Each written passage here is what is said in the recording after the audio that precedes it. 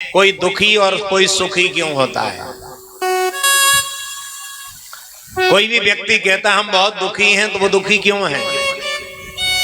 एक प्राणी कह रहा है कि हम बहुत सुखी हैं, तो सुखी क्यों हैं? सबको एक जैसा होना चाहिए था, लेकिन यहां देखते हैं कोई दुखी और सुखी क्यों होता है। दूसरा प्रश्न किया कि भगवान अवतार क्यों लेते हैं, और भगवान को अवतार लेना ही है तो कोई अवतार अच्छा ले ले। हमने सुना है कि भगवान सूकर भी बन गए, उसका कारण क्या है? तो बोले हाँ बने थे। तो मैत्रेय मुनि अपने शब्दों के माध्यम से बता रहे हैं।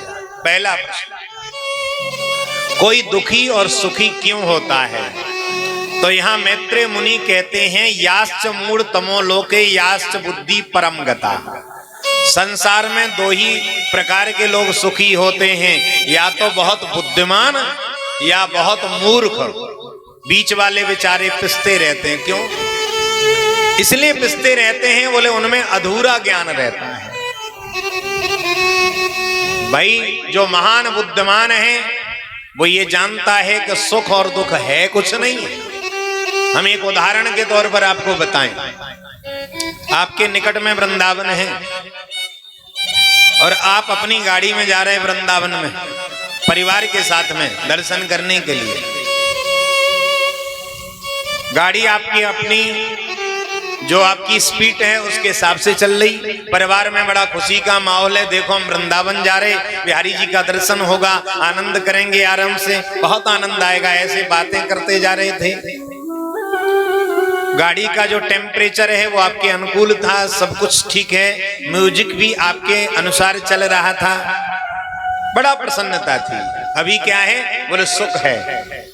अब दुख क्या है? अब हम आपको बताएं।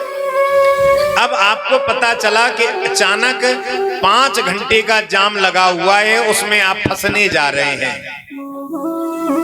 अभी तक आप सुखी थे, अब 5 घंटे का जब आपने सोचा कि जाम लगा है तो आप दुखी होना चालू हो गए।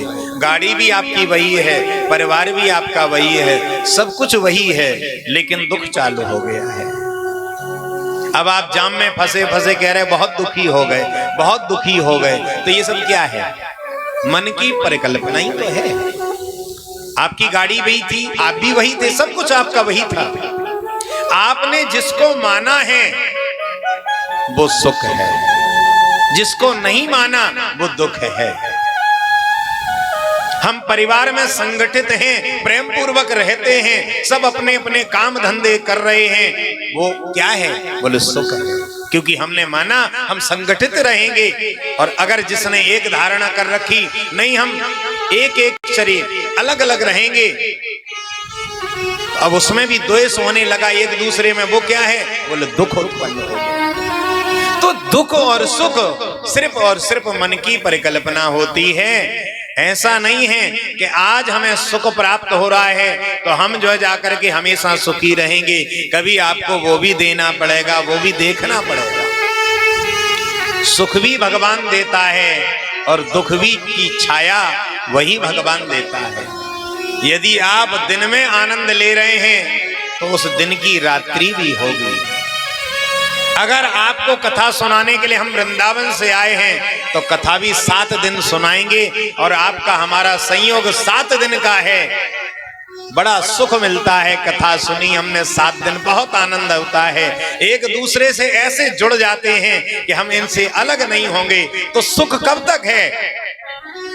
तब तक हम आपको कथा सुना रहे हैं। लेकिन यूं ही जाने की बात करते हैं तो ऐसा लगता है कि हमें महादुख के समुद्र में हम डूबते जा रहे हैं।